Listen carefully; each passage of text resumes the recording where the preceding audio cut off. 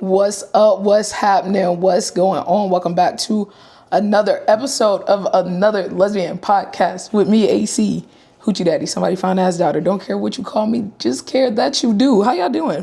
Happy day of the week, whatever day of the week it is. Yeah, wrapping up this season. It's been giving me a run for my money, especially because I apparently cannot stay well long enough to do it. And have y'all seen the pollen outside? I'm in Georgia. Have y'all seen the pollen outside? Because it's whooping my ass. Like, whooping my behind. Your girl is fighting for her life. To say the least, I'm fighting a good fight. I'm fighting a really, really, really great fight. But I hope everybody's doing well. Because I'm doing well. I am tired. Let's start there. Last night I went to the ATL event, baby. A time was had. Do you hear me? A time was had. Oh. And I told myself, I was like, nah. Like I almost didn't go. I was in a terrible mood. I was like, yeah, nah. I don't think I want to like be a person. I wanted to sit on the couch and watch rom-coms and shit and just feel good movies. And my best friend was like, bro, go. Like, you need to go. You've been saying you want to make more friends. Like, you need a deeper bench. Go. See what happens. A time was had. A lot of tequila was had, too. But I had a good time. I really, really, really enjoyed myself. I made really great connections. I'm so excited because there's so many dope connections that I made that are going to be transitioning into the podcast space. So y'all are going to see some new faces next season. Oh, it's gonna be a party. Let me tell you, y'all gonna see a couple faces before season 1 ends. And you know, this season is about to wrap up. I'm recording what is the last official episode of the podcast, and then I'm getting ready to plan the wrap party, which is gonna be the end of April. We are aiming for, if all things work out in my favor, which, you know, we're gonna pray that they do, the wrap party will be April the 19th. So I'm going to drop all the information. I'm going to drop all the details very soon. Like very, very, very soon. And honestly, might have to push it out a week. So it's looking like the 26th. It'll either be the 19th or the 26th. Details to come. Make sure you're following and subscribing everywhere. YouTube, Spotify, Instagram, TikTok. Make sure you're everywhere so that you know when the information drops. But I am looking for lesbian DJ. If you know anybody, call me, baby. I'm looking for bartenders. Just one. I just need a mobile bartender. 2 tops. And then I do need like some security. So if you know people who know people, if you do it, let me know. And yeah, it's going to be a party. The rap party, I'm excited. It's going to be like all the guests from season 1. And the goal is to record the podcast episode, right? It'll be the rap party podcast. And we're going to have a live audience. We're going to take questions from the audience. Everybody's going to answer them, whatever. And then we partying afterwards. I'm going to rent the spot for the night. And it's going to be liquor. It's going to be lesbians. It's going to be a fun time. The space is not just available for lesbians. Let me be clear. It is a queer space. But the podcast is another lesbian podcast. So emphasis on the gay lesbians. Emphasis on the lesbians, but it is an open space, specifically Black. But you know, the more the merrier. We want people to feel safe and secure and excited to party with the people. So that's what we're going to be on. That's what we're going to be doing. Again, stay tuned. Details are going to come very soon, and I'm excited about it. So you need to get excited about it. We jumping right into this because I got a list. If you can't tell, got a list of stuff we talking about today. I need to get some like Q codes, like the Q cards, so I can like I want to be like one of the. I'm gonna have another lesbian cue cards next season. Just wait, just watch and see. But yes, to get into my list, I made a video the other day, and I said, because if you follow me on TikTok, you saw my video. Made a video the other day, and I said, if you were existing in a dating space with someone and you realize that you guys are better off as friends, is it against the lesbian rules? Because y'all know the lesbian rules of quote unquote being cool with your ex. Is it against the lesbian rules to be cool with somebody that you did go on a couple of dates with? Maybe it got physical, maybe it didn't. How are you, what are your standpoints? What are your viewpoints? How do you feel about it? My own point of view after making the video, it was mostly one-sided. It was like, yeah, if you guys are two consenting adults, if you guys can like occupy the space together, there's no reason why you two can't be friends. If you realize that, I don't want to date you, I don't like you romantically, but platonically, you the shit. We should be friends. There was one person who wanted to convince me otherwise, and I'm like, I don't need convincing because I said what I said, and I'm going to double down on it. I think that I think that my relationships look very different nowadays, and platonic means platonic and romantic means romantic, and I do not cross bounds or boundaries on purpose because it's messy. It gets so messy and it gets so unnecessary, and people get hurt that way, and I don't like how it feels on either side of the fence. And so I think for me personally, if we went on a couple of dates, and this actually happened to me when I was in Charlotte, I was getting to know this girl, and I knew off rip, like we went on a date, I think we went on 2 maybe, and I kind of had an idea that we weren't going to like pursue each other romantically. I was just trying to figure out how to let her down, and she ended up letting me down first.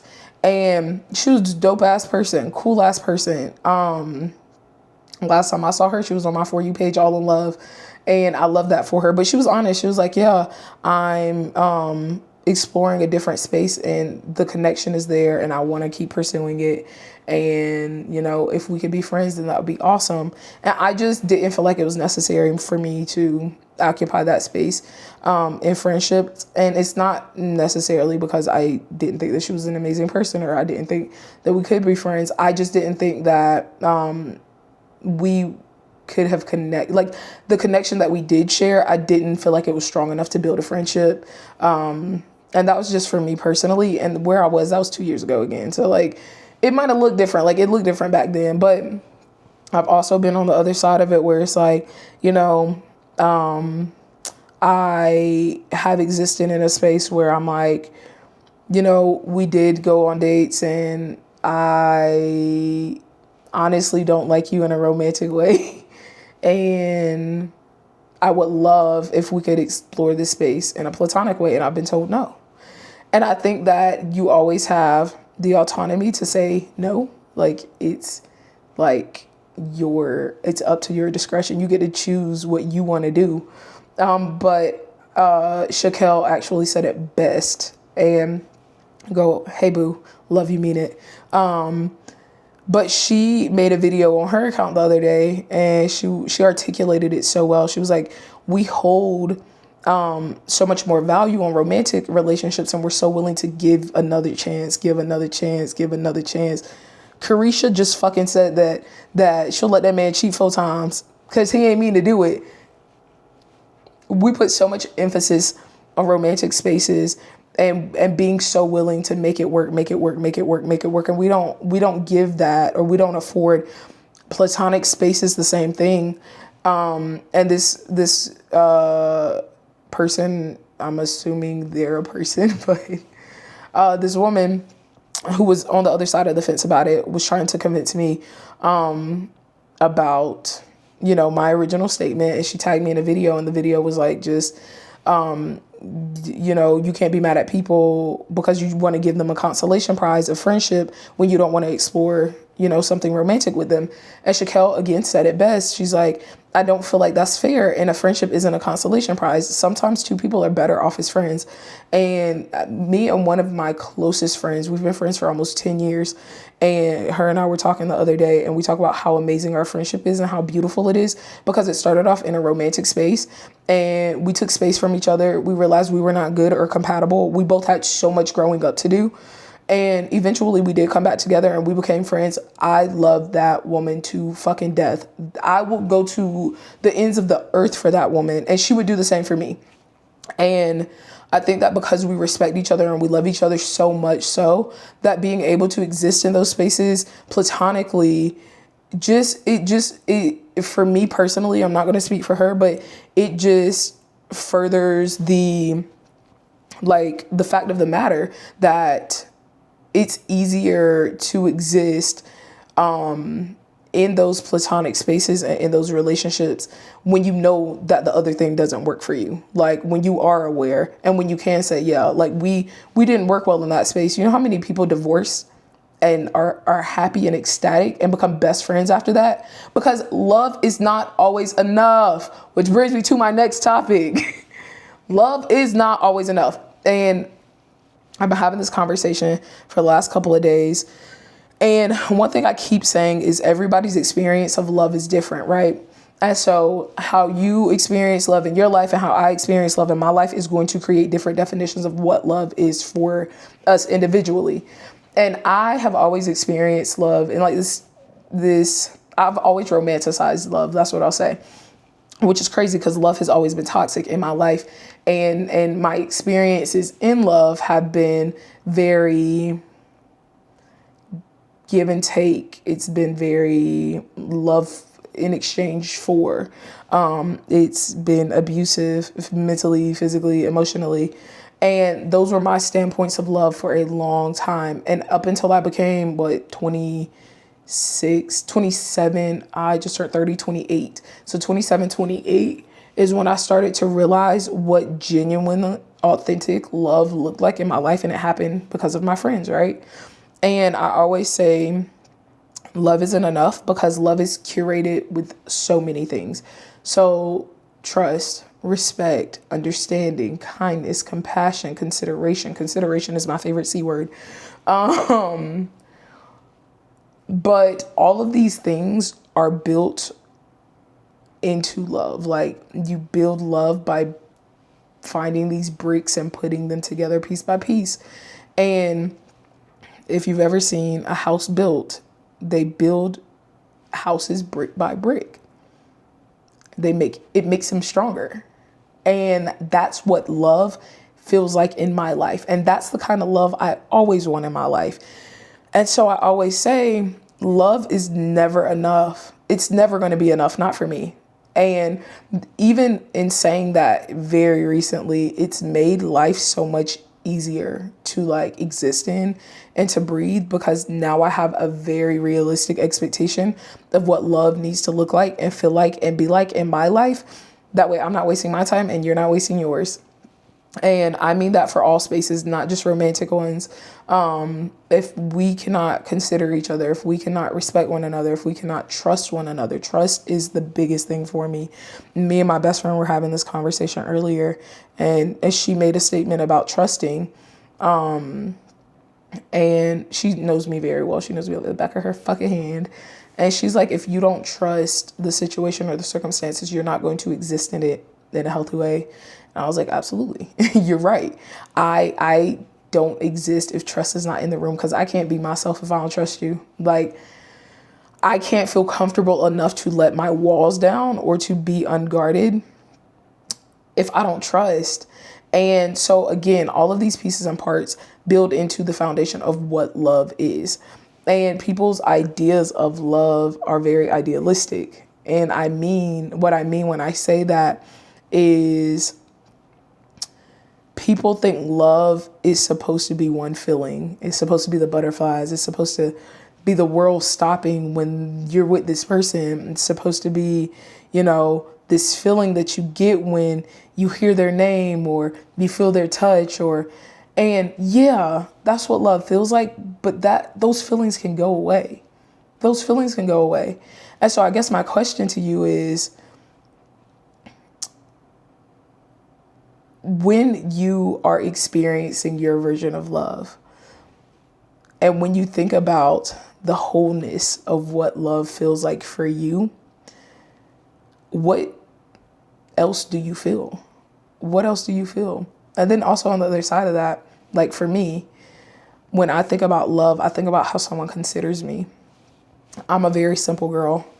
I am a very simple girl. I'm a big baby. I will say that. I am a big ass baby, but I'm a very simple girl.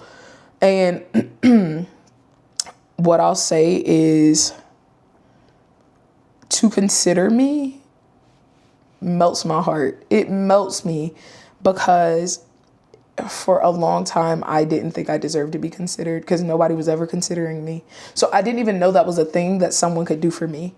And I was dating someone. I've been in, y'all know my dating patterns in life at this point, but I was in a situation with someone a couple years ago that I remember, not to get too far into my business, but we had just finished having a moment.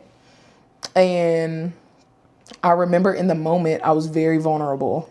And it took a lot to even get into the space with her.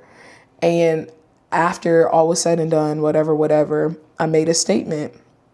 And I was just like, like, can you get up? I want to change the sheets. Like, let's, clean up. And she says to me, go put down a towel. And I said, oh. And whenever I think about not being considered, I think about how that moment made me feel. And I felt so small and so unconsidered and just so disposable. And I never, ever, ever let anyone make me feel like that ever again. I've never let anyone make me feel like that ever again. And I hold that with me, and I hold that very close, because you should never feel like that with someone that loves you, which is why, again, love is never going to be enough. But like also on the other side of that, again, I'm a very simple woman, and I love coffee. I love coffee, black and iced. That's the way I take mine. And I was out of town, and I have a couple of spaces. I mean, to be clear, neither of these spaces worked out romantically, but they are moments that I think about when I think about what consideration looks like in love for me. And I was dating this woman, and she would get up every morning and make my coffee, or she'd know I like coffee halfway through my day, and she'd just be like, hey babe, like, can I make you a cup of coffee? Like, randomly, she goes in the kitchen randomly and she's like, baby, can I make you a cup of coffee? Like it's the little fucking things. It's the little fucking things. And like I said, on the other side of that, I was dating a different woman. Am I the problem sometimes? Fuck. I was dating someone else. We went out of town, we weren't dating, but we did go out of town together. It's very lesbian of me. Point is, coffee machine was ass. Like, it was nasty. It was dirty. It was disgusting. And she got up before I did, and she finessed the utensils and shit that she had in the kitchen. And, she made pour over coffee for me because she knew that I liked my coffee. But this woman also would, like, in whatever space we were existing in our little lesbian space, right? She would also get up before work. And if I was over at her house or whatever the case was, I work from home. So she'd get up before work and she'd make me coffee on her way out the door. And she'd make enough so that I would have coffee throughout the day. It's the little things. And consideration is probably my favorite, like, option of, like, foundation building blocks of love. But I don't know. That's going to pull me back into the next topic of dating and long distance dating at that, and also dating in Atlanta. Which topic should I touch on first? At the event last night, I was having a conversation. With someone who, ironically, I think everything happens for a fucking reason. I think it's so funny.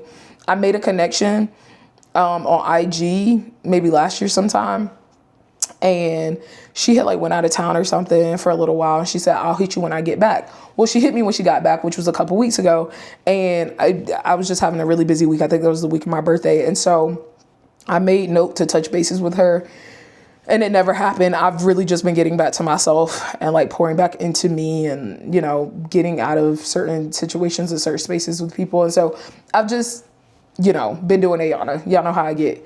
Ironically, I get to this party last night and she was there, but her friend came and approached me first. And her friend was like, yo, you're funny as fuck. I saw the video of you talking about how all the studs in Atlanta look the same. And we start chopping it up. And then the girl that I had originally connected with on IG, she was like, yo, like, it's me. I hit you the other day, da da da. And I was like, okay, cool. And then it clicked and I was like, oh shit. So it was just like this cute little like friend affair. I made friends last night. I'm very excited. I'm very proud of myself. But me and the other friend, Bree, what up, girl? We were talking and we were talking about like dating in Atlanta and what those experiences have looked like. And she was asking like, you know, like, how do you feel about it? What's your viewpoint? Girl, it's ghetto as hell. Let me stop raising my voice. It's unnecessary. Dating in Atlanta has been an adventure, to say the least. I've been in Atlanta for, this is crazy. Oh, time is moving too fast. I've been in Atlanta for almost a year. I've been in Atlanta for, it'll be 9 months tomorrow. April, May, June, July. It'll be 9 months tomorrow. And my experience in dating in Atlanta this far has been a whirlwind, to say the least. It's been very gay. I was just fresh out of a situationship. I don't want to say fresh, but I have finally left my situationship alone. Maybe January of last year. And I was like done. I didn't have feelings for nobody. I mean, if they had feelings for me, it wasn't my business. I wasn't entertaining anybody. I remember be like, damn, God, remind me what love feel like. And I ended up dating this woman. We're not going to talk about it. It's not a conversation. I don't have nothing to fucking say. But I will say, when I did started dating her, I decided I was moving to Atlanta. Her and I started dating maybe, I got the idea about moving to Atlanta. Her and I started dating a couple weeks after that. And then we dated through the summer. And it was like, I fell too hard, too fast. And yeah, she told me she didn't want a relationship. Like, she was very honest from jump. I'm not looking for nothing serious, but we were also playing house. So my Pisces ass was very confused when she decided that this is not what I want to do anymore. And I blew it up. Like, by the time we ended, you know, I don't know, it was maybe 2.5, 3 months, about 3 months. Yeah, it was 3 months. But I blew it up. And my biggest thing about it was like, I'm not gonna be second place to anybody, and I'm not gonna feel like I'm doing too much, and I'm not gonna get stuck in another situationship. And so, yeah, I prayed the prayer, and I was like, God, if it ain't for me, take it out. And she was gone 2 days later. So it was the experience I needed, honestly, because it made me get back to me. I was in another dating space. I don't even want to consider or call that a dating space, if we're being completely honest, because I have a lot of mixed emotions and feelings about that space specifically, but I was not ready to be dating her. And that's my fault. And I've been honest about it. We have been very clear and honest in communicating about what that space looked like and why it shouldn't have happened the way that it did. Neither of us should have been dating each other. She was going through life. I was going through life. I needed to be healing from other girl. It was a shit show. Needless to say, that did not work out. And so finally I got over like both situations, like genuinely over all parties. Started dating someone shortly after, but that was long distance. I'll touch on that in a minute. But I've gone on like 3 dates. I've gone on 3 dates since being in Atlanta. One was a hell no. The other one, I'm not sure what happened. I just think that we weren't compatible. Like, I don't know. Like, I could guess why it didn't work out, but I already knew like she wasn't my type. So yeah, it just it didn't work out. And then the most recent date I went on, it's a few months ago. And she cool people. But I haven't done anything serious. Like, I haven't been in love. I have loved someone, but I haven't like been in love. Not since last year. And it's just, yeah. Everything that you think Atlanta is, associate that with the dating space too. Like, you know how you be on TikTok and you be scrolling and you be like, that look like some Atlanta ass shit. That's how dating is in Atlanta. Like, whatever you think it is, whatever idea you have about it, that's exactly what it is. It's I don't know if my wife is here. And that's what Shorty at the event said to me last night. She was like, I really don't know if my wife is here. And I was like, girl, I don't know if mine is. Which brings me to my next topic of long distance. Because if she's not in fucking Atlanta, where the fuck is she? Like, I'm low-key kind of stressed. Because where's she at? Baby, come home. I miss you. I need you. I want you. Come rub my head.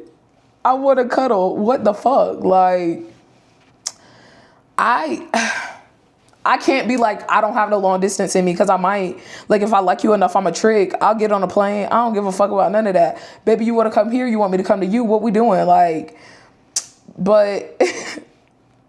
Listen, just a small town girl living in a lonely world. Do you hear me? I did long distance. I did a situationship long distance for a year. No, but also, again, it comes back down to consideration. And I was doing everything and she wasn't doing nothing. And I can't, she was making time, but I was paying for everything. And that shit it's expensive. It's expensive as fuck. And so when it comes down to like long distance in general, when it comes down to long distance and dating long distance, I don't know if I have long distance in me. I just don't have the heart for it. I don't have the heart for it no more. I was on live last night and I said the same thing. Like, I'm finally starting to feel like myself again, right? Just in life. I'm starting to fall in love with my life again. It's not about anybody else. It's not about anything else. It's not about the women. It's not about sex. Abstinent and unintentionally. We were just talking about that shit last night too. Cause like, also, okay, let me ask this question. How long is too long? Cause y'all be on my head when I be like, yeah, it's been 3 months. Like, how long is too long? It's been 3 months for me. It will be next week. And at this point, like, I I deadlift 385 pounds for a reason. It's because the energy has to go somewhere. I was leg pressing 730 pounds.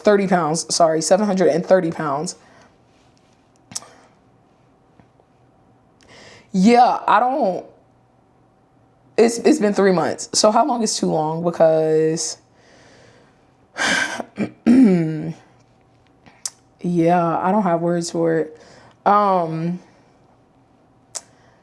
Anyway, like I said, I'm starting to feel a lot more like myself again. I'm getting back to who Ayana is and what Ayana wants, and like I'm at this place where I'm not rushing. I'm not in a rush for anything. I'm not in a rush to settle down tomorrow. I'm not in a rush to anything. I'm not. Like, everything and every piece and part and person that I want to be and evolve into, and every version of Ayana I'm working to become, she's coming. She's well on her way. But I was having a moment the other day. I've been having a lot of moments lately, especially since turning 30. I was having a moment the other day, and I was just like, I want to be a more vulnerable version of myself. I want to be more open to my feelings and what that feels like and what that looks like. And I want to be okay with doing that. And I think that the place that I'm in right now is such a beautiful place, because I'm not taking less than what I deserve anymore. And I'm not sacrificing my feelings for anybody else, or because of how anybody else feels, or to accommodate anyone else or their wants or their needs. Everything I do is for me. It's very selfish. It's very selfish, and I fucking love it. And I was having a conversation not too long ago, and I was telling somebody, like, if I'm not what's best for you, then walk away. If you don't think I'm gonna do better or be better or give you what you need or anything else, then walk away. And it was a situation where it was just like, I don't want to say that it was like figuring out, because there was nothing to figure out. It was just something where it was like, I don't want to do this, and I care for you and about you, but I don't want to do this, and I want to be very selfish with myself moving forward. And it was like one of those situations where they couldn't fathom like letting go. And I was like, regardless of how much you care about me, regardless of what the situation is, regardless of the feelings between us, do what's best for you. Always first, most importantly, because it's not your responsibility to get me to come around. Your responsibility is not to convince me of anything, and vice versa. And that's how I'm living in life right now. And that's how I'm existing. And it's very refreshing and freeing, because I am being very selfish with myself, because I have to be these days. I have to be. And I have acknowledged, and I am aware that a lot of my relationships in the past have been very woman-centered, and I don't like that. I really want to be more independently, just more independent and more aware when it comes down to the spaces that I'm occupying and how I'm showing up in them. And when my construct is women, I'm not getting too far in life.